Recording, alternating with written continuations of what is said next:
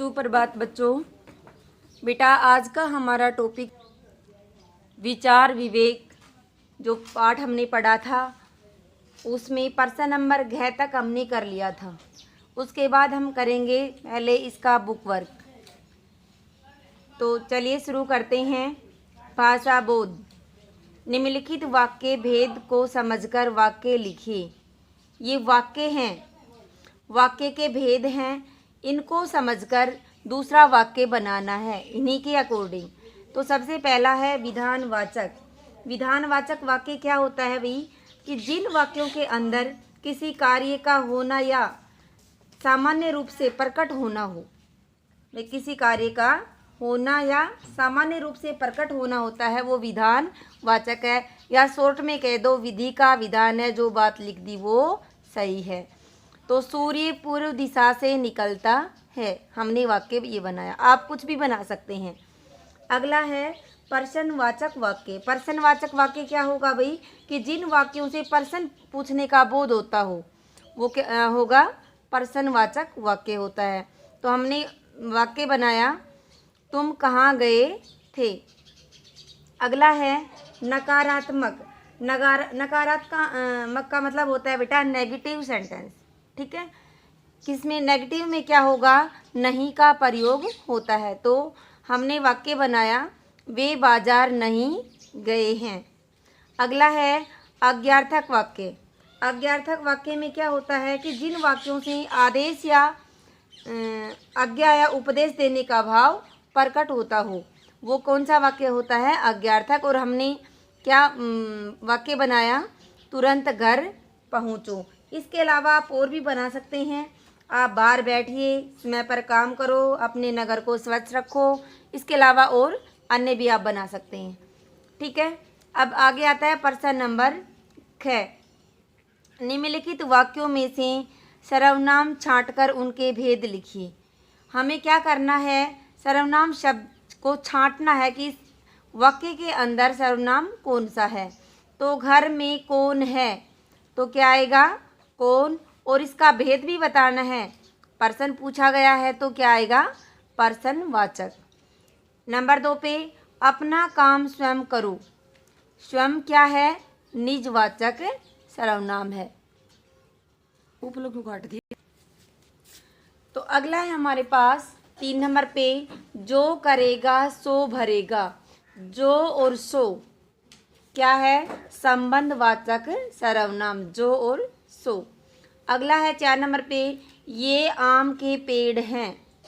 तो ये शब्द क्या है, संकेतवाचक सर्वनाम।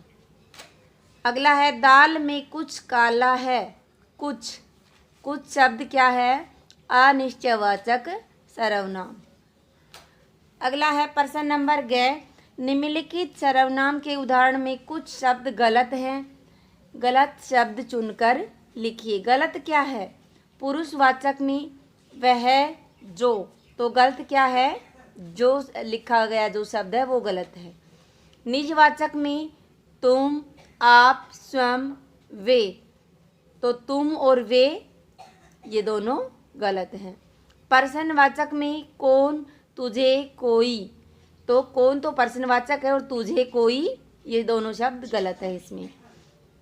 संबंधवाचक में आप, जैसा, वैसा, जिसकी, कुछ, तो गलत क्या है, आप, जिसकी, कुछ, ये नहीं आएंगे। क्या आएगा, सिर्फ जैसा, वैसा।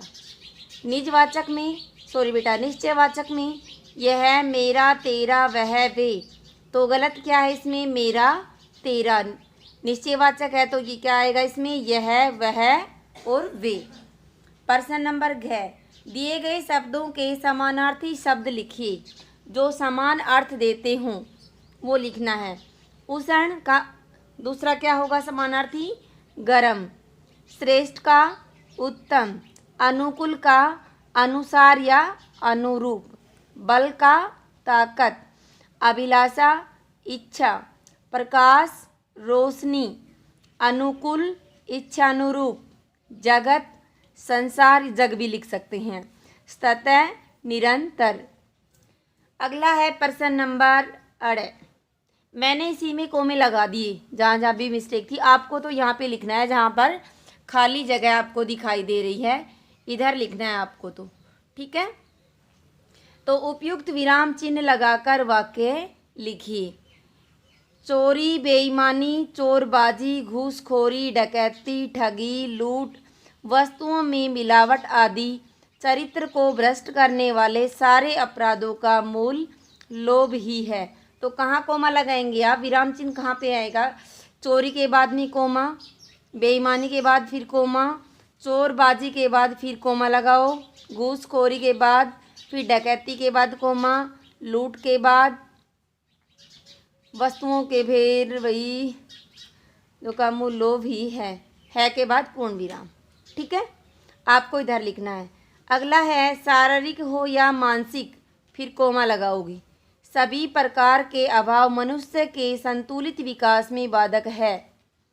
अभाव में पलने वाले बच्चे बड़े होने पर भीरू बने रहते हैं, है के बाद पूर्ण विराम। उनमें न बुद्धि रह पाती है और न स्फूर्ति और न प्रेरणा, प्रेरणा के बाद फिर पूर्ण विराम लगाओ, ठीक है। कल की वीडियो में आएंगे आपके लघु उत्तरीय प्रश्न और जो बड़े प्रश्न है दीर्घ उत्तरीय वो। आज का होमवर्क है बेटा भाषा बोध, जितना भी आपने भरवाया है ये कंप्लीट आप अपनी बुक में भरेंगे। धन्यवाद।